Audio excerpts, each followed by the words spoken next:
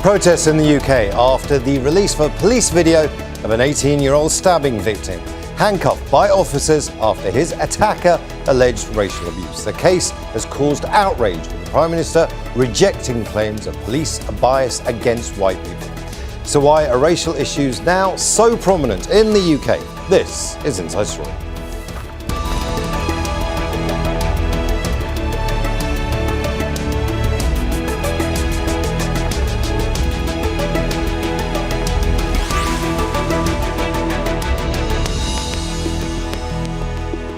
Hello and welcome to the programme. I'm Imran Khan. British police video showing a white man being handcuffed while dying after he was stabbed by an Asian man has sparked outrage in the UK. US Vice President JD Vance and Elon Musk have weighed in. The attacker was convicted of murder and sentenced to life in prison. But the case is far from closed politically. Right-wing politicians accuse the police of a so-called two-tier police system, biased against whites and in favour of people from ethnic minorities. That's been firmly rejected by Prime Minister Keir Starmer and senior police officers. But the furious debate reflects how immigration and race are now central issues in British politics. Others say it also shows how disinformation can distort public perception. So where does the UK go from here? And how to tackle the deeply divisive political debate focused on race and immigration. We'll speak to our guest shortly, but first, this report from Imran Khan. Protests on the streets of Southampton in the United Kingdom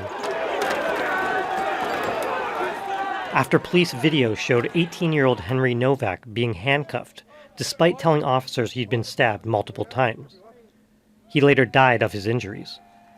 Are you injured? The police body cam footage from December, which has sparked outrage, shows police speaking to 23-year-old Vikram Digwa, a Sikh man who claimed he was racially abused by Novak.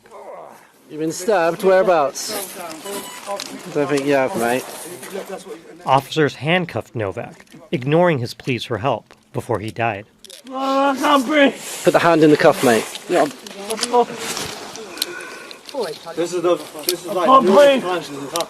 An investigation later concluded Digwa's claims were false. He was found guilty of murder and will serve a life sentence. The demonstrators here accuse the police of operating a two-tier system that's biased against white people and favors ethnic minorities.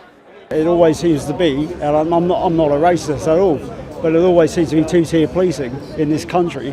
Everybody's, we're just sick of it, we've had enough. Those sentiments have been echoed by right-wing politicians, including Reform UK leader Nigel Farage. It is now clear to growing millions in this country that we're living under two-tier policing. The instructions that are given to police officers from police bosses are clear and written down in ink. It says you must treat different ethnic groups in different ways. UK Prime Minister Keir Starmer has rejected Farage's accusations of a two-tier policing system, saying anger is not the answer. My response, and the response of others to be fair, has been focused on the lessons to be learned so we can deliver justice. His response has been to appeal for rage. Rage. That's his response to a father who's lost his son, and ask for that not to happen. Politicians in the US have also chimed in, including Vice President JD Vance, who posted online blaming the killing of Henry Novak on a mass invasion of migrants that hate the West. And the only proper response to this is righteous anger. The UK government has rejected Vance's comments, saying it doesn't want Henry Novak's death to create further division. But is the accusation of a so-called two-tier policing system valid? Multiple state inquiries have been conducted on UK policing, with the landmark Macpherson report in 1999 finding that the London Metropolitan Police Force, the largest in the UK, was institutionally racist. Another, the Casey report in 2023, again found that the Met Police was institutionally racist, sexist, and homophobic when it came to minorities. Use of force was 3 times more likely to be applied to black people than white people, according to the data. Police were also 3.8 times more likely to stop and search a black individual than a white person. Prime Minister Keir Starmer and Novak's own family have pleaded with the public not to weaponize the tragedy and create political or racial division. But those who believe that a two-tier policing system does exist say they will continue to protest as the debate unravels on the streets and in political institutions. Imran Khan, Al Jazeera for Inside Story.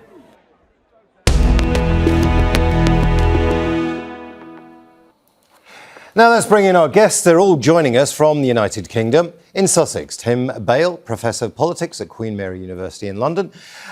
In London also, Dal Babu, former Chief Superintendent of the UK Metropolitan Police. And in North Yorkshire, Andy Preston, former Mayor of Middlesbrough and a Conservative Party donor. A warm welcome to each of you. I want to start with Dal Babu first. The killer was caught.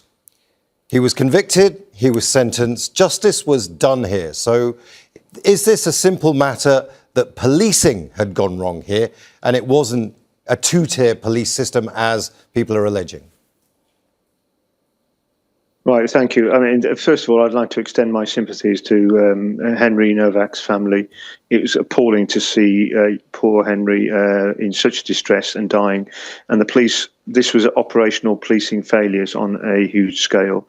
When you go to a scene, your priority always has to be somebody who's injured. And Henry was actually saying, I'm stabbed. And the police officer who was listening to him was saying, no, you're not, mate. So the police officer didn't believe him. He should have been, as soon as somebody says they're stabbed, should have been checking for stab wounds and helping Henry. I think what we have is an operational policing failure here on a monumental scale, which has led to the tragic death of a young man. I think the Digwa, the Sikh man, his family, his brother phoned up and told police a pack of lies. He says that Henry had racially abused his brother. Digwa's mother has been convicted of taking the murder weapon away from the scene. And we also know that Digwa was banned from his local Sikh temple because he was stealing weapons from there. So this is a contrasting family of the Novak family, huge dignity, really wanting to make sure that communities aren't divided from that. And then we have, on the other hand, the Digwa family, the brother telling a pack of lies to the police handler. We have the brother who's committed the murder in a horrific way and then lied, and then the mother who tried to cover it up. So I think this is about policing failures. I don't really recognise this phrase two-tier policing, and I think that it's really sad when people try and use that in these circumstances, particularly when Mr. Novak, Henry's father, who says that I'm going to stop you there. I'm going to stop you there because I want to put some of your points to the other guests in North Yorkshire. Andy Preston, Andy, justice has been done here. So why is this so political? It's political. I mean, it stirred emotions. Look, I've never watched the footage, and to see it there, forgive me being too emotional, was very hard to cope with. I think that it has stirred emotion and roused feelings, beliefs, and some knowledge that was already there. I don't think that anybody sensible thinks that our police force is institutionally racist against white people, going out to cause trouble and harass white people. However, what we do all know, all of us know, is that in numerous cases, it's been proven that the police, as an organisation and as a group of organisations, are so sensitive to racial issues and so terrified of the accusation of racism that it impacts the way that they police, creating, in effect, a two-tier policing system. Now, where people might disagree with me, I would say politely that you're wrong, because I'm not saying that an officer goes out deliberately to treat people differently. Andy, that is a very serious accusation. I'm going to put it to Dal Babu. Your response, please, to what Andy's just said. Well, Andy, I'd like to see the evidence of two-tier policing. I think what's happened is that we've had an officer or a group of officers who've made a tragic mistake, a mistake that is absolutely horrendous. I've watched the clip; it's pretty awful. There is no evidence of two-tier policing. If you look at all the facts, and I think and I would ask people to look at the facts. The report talked about the Casey review. It's the latest review that says that there are institutional failings in the police in terms of institutional racism, institutional misogyny, and institutional homophobia. That report is based on fact. I want to come to Tim now, who is a professor of Queen Mary University. Tim, this has captured the nation, but it's captured the nation because we're looking for something like this to hang on to. Politicians are looking for a fight. Do you think that's right? Well, certainly some politicians are looking for a fight. And I think what we saw this week was Nigel Farage in particular trying to exploit this tragic incident for his own ends and the ends of Reform UK. He's feeling a lot of pressure at the moment from a party further to his right, Restore UK. And in a sense, I think he's jumped on this particular issue in order to be able to some extent, prove his credentials to the kind of people who do believe that there is two-tier policing, and quite frankly, to some of them, none of them obviously on this panel, who believe somehow that white people are losing out compared to ethnic minorities in this country. Whether he'll be successful in that, I think, is another matter. Andy, I want to come to you now. You had a response to what Dal Babu said. You can tell it to me quickly before I ask my follow-up question. Yeah, look, I'm not saying, I don't think anybody sensible can say what was going through the officers' minds when they attended that horrific event in Southampton was two-tier policing. We might never know, but I am categorically saying that it's there in black and white that the grooming gangs inquiries and other inquiries have shown clear evidence and reported and judged that there has been a two-tier approach where oversensitivity to race has prejudiced the police's response to events, and they haven't protected victims in the way that they should because of ethnicity. And then I would also suggest that the police's own their own race action plan, which was brought in a very hurried way after the George Floyd incident, encourages officers to understand and be more forgiving of racial issues and ethnic minorities than the majority of the population. But Andy, this is a political issue. This isn't a policing issue. You're turning it into something that is going to be used by the far right, by Restore, by Reform to attack the police. That's not healthy for the UK at all.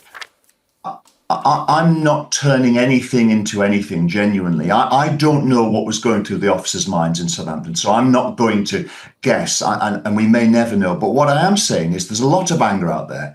It's related to lots of different things that have come together.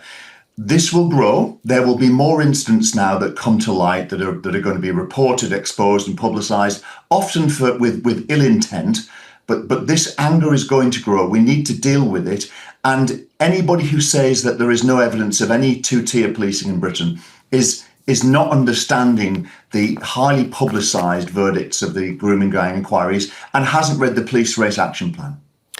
Tim, how do we combat this rise of effectively racism within the UK? You know, and just let's run through this. In the 70s and 80s, it was racism against the Irish. Then, you know, in the 80s and 90s, it was racist against Afro-Caribbean community, the Asian community. Then in the 2000s, it was racism against Muslims.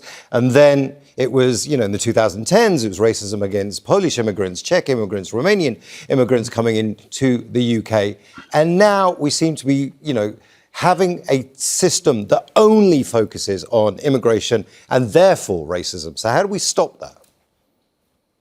Well, to some extent, people might argue that we've come full circle in the sense that the racism on display now has more in common with perhaps what we saw in the 1970s and 1980s when we had the National Front and then the BNP. Look, I don't think we want to paint too bleak a picture of the UK, because if you look at the research on public opinion and coming from, for example, the NatSen British Social Attitude Survey, actually the number of people who discriminate on the grounds of race, who have very strong racial prejudices, have really shrunk over time. There's a small hardcore of people, maybe somewhere between 5 and 10% of people who have still those what you might call antediluvian attitudes, those very ethno-nationalist attitudes who believe that you can only be a British person if you are white. The majority of people, I think, have moved on from that. But those people, they represent a certain section of the community. They do need to be represented politically. And clearly there are some politicians willing to do that. There's a further group of people who are concerned, as Andrew said, about some of the things that they see, both in terms of policing and in terms of other areas of national life, who can be appealed to on those grounds. So it's dangerous. It's something we do need to think about. But I don't want to paint too bleak a picture of the UK for people out there. Actually, broadly speaking, we are a tolerant and open-minded country, and we've become more so over the years. Andy, I want to ask you, you were a member of the Labour Party and then you switched to the Conservative. Just very quickly run me through why that happened. Yeah, I was an active member of the Labour Party. I'm politically what you might describe as a centrist. I think where the centre sits moves around a little bit in terms of where public opinion is and the shape of the world. And I was a centrist Labour supporter, the likes of Tony Blair. I was a Labour member and an activist. I'm not a member of the Conservative Party. I am a financial supporter. I believe that financially we are in big trouble and on a journey to crisis. Not yet, but in the coming years, absolute financial crisis is inevitable unless we change things. And I think the Conservatives are the only party that will deal with that. And that's why I'm funding them. I want to go back to Dal Babu right now because I want to put some of the points, because we lost you just for a slight second there, some of the points that have been made so far. Look, there is racism in the police. I mean, that has been brought to light through various different reports. The Met Police have actually admitted that it can be an institutionally racist organisation. But where is this idea of white racism coming from, do you think? Is that something that is new to you? Yeah, I mean, again, I think it's really, really important when we talk to base our conversations on facts and data. And the Casey review said very, very clearly, independent review says that there are concerns around institutional racism, institutional misogyny, and institutional homophobia. I have not heard any kind of empirical research that says that there is anti-white racism, and I find that the whole concept very much a made-up concept by the right. Has its two-tier policing. I think you have to look at the facts. You're more likely to be stopped and searched if you're a person of colour. Now, in some areas, it's 6 to 8 times more likely. You're more likely to be disciplined if you're a police officer. You're less likely to be promoted. We've only had, in the history of policing, only one black chief constable in the history of policing. So if you look at all the facts, you're more likely, again, Casey referred to this, Louise Casey, that you're more likely to have force used against you. So every single indice you look at, black people, people of colour have a disproportionate encounter with the police. So this idea that white people, that white racism, I think is really, there's no foundation for it. I think what we've seen with Henry Novak case is fundamental police failure, absolutely shocking police failures. And to be honest, Dal, I'm going to stop you there. I'm going to stop you there because I want to come to our other guests first. Now, Tim, institutional racism, systemic police failure. These are terms that we've been hearing now for decades, but they seem to be repeating themselves. Where's the failure here to have learnt lessons? I mean, is there a failure, or is this simply the way we police in the UK? I mean, I think things have got better, and I think Dal would point to the fact that, in some cases, in some police forces, actually, there have been big efforts to try and combat that kind of institutional racism. Obviously, some people will argue that those efforts in some ways have gone too far. I personally don't agree with that, and as Dal says, I don't see much evidence for that. It is a problem in the sense that, police recruitment comes from a particular socioeconomic group. Maybe some of the attitudes towards certain ethnic minorities are more prevalent in those groups than in others. There is a kind of canteen culture which still exists, so-called banter that often descends into racism and misogyny and homophobia that it's difficult to do something about. But I think senior officers are very keen to root out that problem. And, we have seen more dismissals. I think, generally speaking, however, it probably is, and it will be interesting to see what Dal thinks about that. It is still rather too easy, I think, sometimes for police officers to perhaps retire before they are disciplined and thrown out of the force. And that's something perhaps that the forces need to do something about. Dal, I'll come to you in just a second. I want to go to Andy Preston. Andy, the reason I asked you about why you support the Conservative Party is the Conservative Party seems to be being dragged even further to the right, not just by the Reform Party, which is almost the acceptable face of right-wing politics in this country, but by Restore, which is almost openly far right. So where is the Conservative Party in all of this?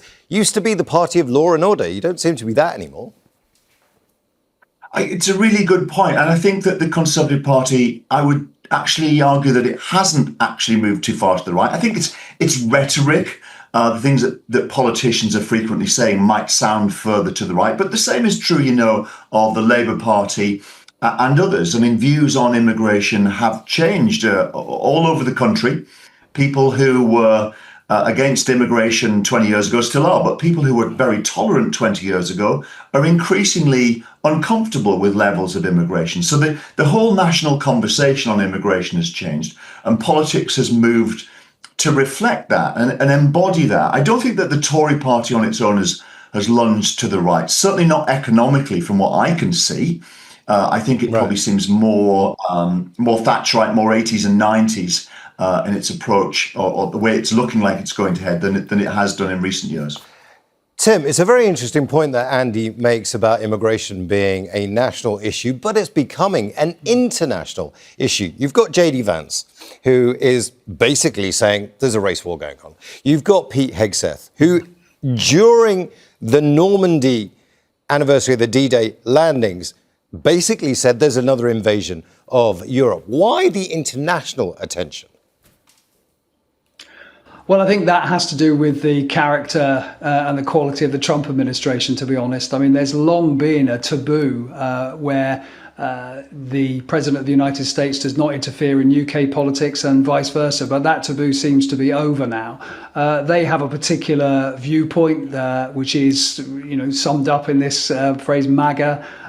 They are populist radical right politicians. They have very strong views on Western civilization and the so-called decay of that, great replacement, etc., etc.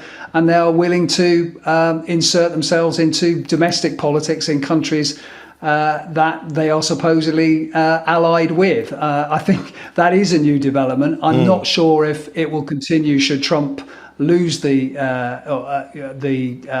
midterms, but until then, and certainly when JD Vance is concerned to possibly replace Trump, he's going to be appealing to those MAGA voters, and he's going to say what goes down well with them and forget about the consequences for the UK. To be honest, that's not really what he's interested in.